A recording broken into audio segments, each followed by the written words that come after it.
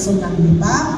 Ang certificate of candidacy ay pwede lamang sa kanya bilang kandidato sa simula ng campaign period. At lahat ng ginagawa niya bago sa petsa na yun ay isa lamang pagpapakilala. So, ibig sabihin, although it is premature campaigning, it is not disallowed by the law. That is national and local elections. Ano po? Ang kaiba niyan sa barangay elections, kayong mga barangay officials, once you have filed your certificate of candidacy, you are already considered candidates. Enter to you. That is why hindi na kayo pwedeng mag-poste ng inyong mga campaign materials basta kayo ay nakapag-file na ng inyong COC kahit wala pa ang campaign period. At napapalitaan niyo po ang sinasabi ni Chairman, dapat daw kahapon na sinabi niya, dapat daw sa... And then of course, we have the May 12, 2025, isang araw ng Lunes, second Monday of the month, magkakandak po tayo ng ating eleksyon. And then of course, ang susunod na petsa, huling araw ng election period, which is June 11, 2025. Yan din po ang huling araw na pwedeng mag-file ang ating mga kandidato ng kanilang statement of contributions and expenditures. So dito malalaman natin magkano ba ang minasta ng ating mga kandidato pag sumobra, overspending, pag hindi nag-file, non-filing. Meron din po mga karampatang parusa dyan. Overspending, it carries within, it is an election offense. So, ibig sabihin, pwede kang makulong na hindi bababa sa isang taon, hindi tataas ng 6 na taon pag ikaw ay nag-overspend sa iyong campaign expense. At kung ikaw naman ay hindi nag-file, unang beses, ikaw ay lalagyan lamang, bibigyan namin ng penalty. Pero kung 2 beses ka nang hindi nagpa-file ng inyong SOSE, ikaw ay pwedeng hindi na ulit makakandidato forever at ikaw ay perpetually disqualified from being appointed to any government position. Ano po?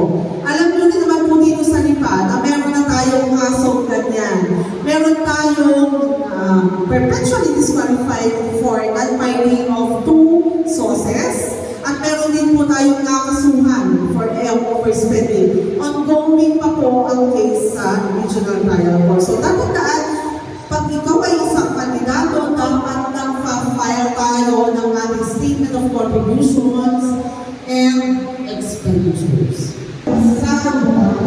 Sa lungsod ng iba at pag-allocation ng pambayan. So, bakit kami nagawa ng mga dito?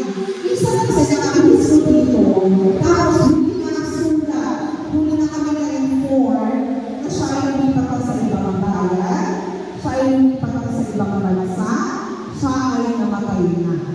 Ano po? So, makikita na naman po ang election officer at nakalagay ang kanila kung bakit hindi siya pwede bumoto.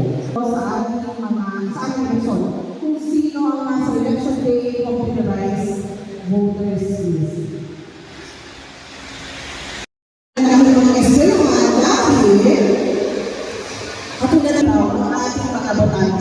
Alam na agad nila kung anong kwarto ang ating pupunta. So, we don't have the voters as a success.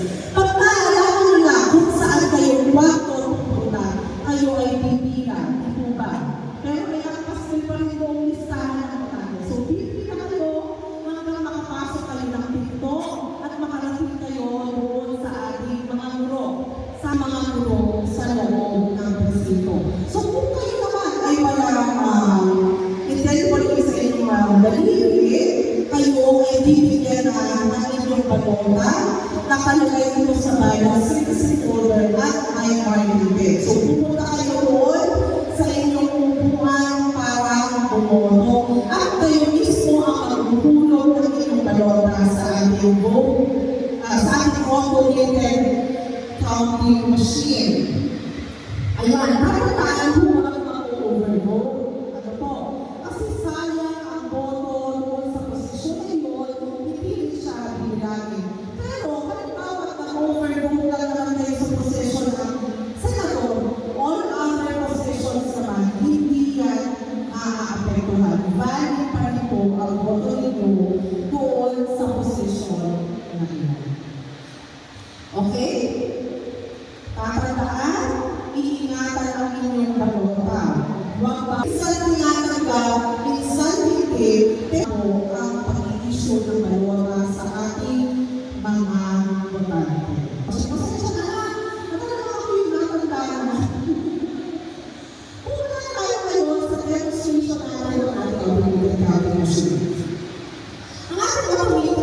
machine ay first time po na lalagyan sa election.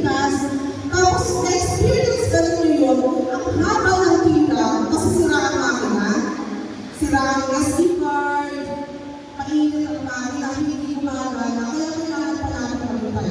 Pero ito po ating makina ito, bago-bago po yung lalagyan natin sa Pilipinas. Ang atin po, ang sabi naman ng ating mga taga-Pilipinas, maayos na maayos, wala kayong silang maramdaman on election day. So we now have the ballot box. We have the automated counting machine. And we have the lagyan of the resibo doon sa gilid ng ating makina. Meron ng ballot single-single. Meron lang sa testing wala. Pero automated election, meron ng ballot single-single. Meron lang harap dito sa magkabilang gilid para kayo lang talaga ang makakakita ng inyong iboboto. Bakit? Pagka pasok po ng inyong balota, sino man ang lalabas? Sino man ang lalabas? May lalabas na resibo ng inyong iboboto. Ano po? Tapos, lagi manalo po. Pero ngayon, you are given 15 seconds to review. Zoom in, zoom out, page 1, page 2, up and down, 15 seconds lamang po. Pero na-follow mo ang aming official page, lumabas na po ang ballot template para sa lungsod ng iba. Ako na ang pinost natin. Pero ito kung gagamitin natin ngayon, testing lamang ito ha. Ano ito ay mga artista pa ang kandidato at yung para sa City Councilor, walo lamang, isip ko na siya template na ito, isip ko. So, walo lamang. So, ito yung sinasabi ko. Tingnan po ninyo paano pag-pinuhin ko, paano pag-pinuhitan ko, dati kasi bawal yun. Hindi talaga kakainin ang ating makina. Mari-reject ang inyong balota. Pero tingnan po ngayon, paano pag-simulatan ko, paano pag-sobra, paano pag-pinulungan ko lamang, babasahin na ang inyong balota. So, bibigyan po natin kayo ng pagkakataon na bumoto dito sa ating ACF. Kayo mismo ang mag-feel dito. Lalabas ang resibo, i-review mo sa ating screen. Up and down, zoom in, zoom out, page 1, page 2. Tama ba ang yung resibo? Tatandaan sa practice man o sa election day, bawal iuwi yan. Ihuhulog po ninyo dito ang resibo ng inyong boto. O kayo ay bumoto ngayon, tingnan natin, accurate ba? Tama ba ang pagbasa ng ating makina?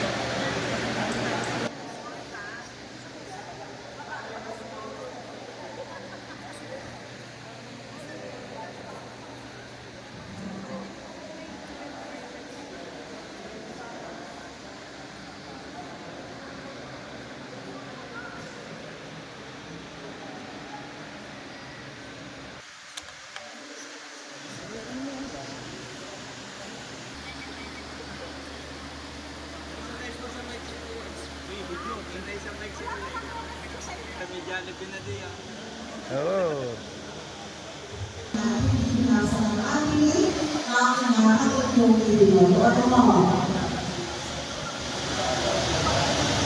Sino? Yan. O sabi nila, alam mo, ano sa iyo na machine?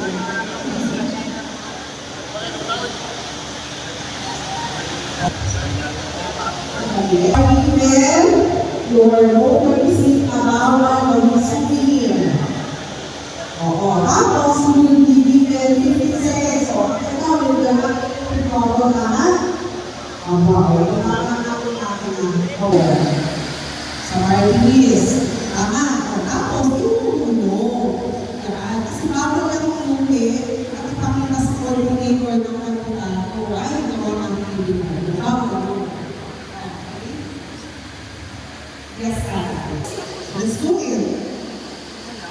Yan.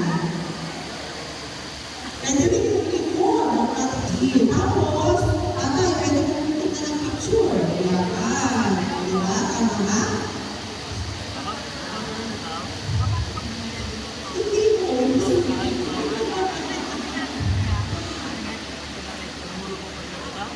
Yan. Pero matapusin ng 15 seconds kasi bawal yan. Okay.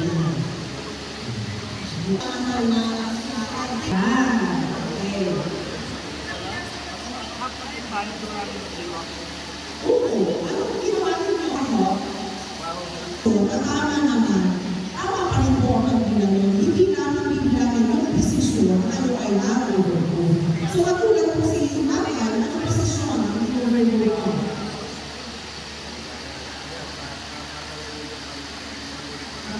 Panalawigan, dalawa lang. Yan ang pinoto na, walo. Ayan, tingnan natin na.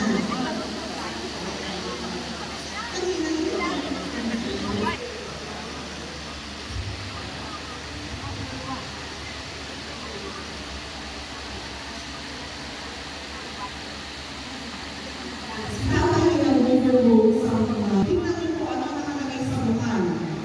Hindi siya ang hinahanap.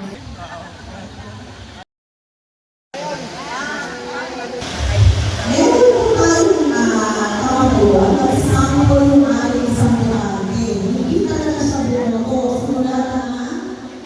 Huwag mo pagsimulan na. Ayaw mo na bumoto. So, simulan niya malaki. Boycott. Pero doon sa pagsusulat niya ng boycott, natamaan yung bilog ng isang pangalan. So, nakakaparin po siya bilang isang boto. Kahit siya ay intentional na boto.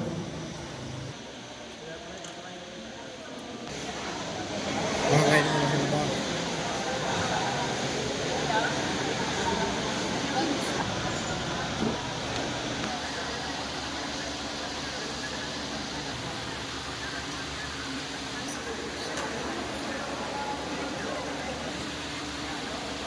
Election. So, kailan take ay ha, sa loob ng eskwelahan. Okay? Hindi po tayo pwede nakatambay sa loob ng eskwelahan. Baka po tayo nag-agad. Ano po?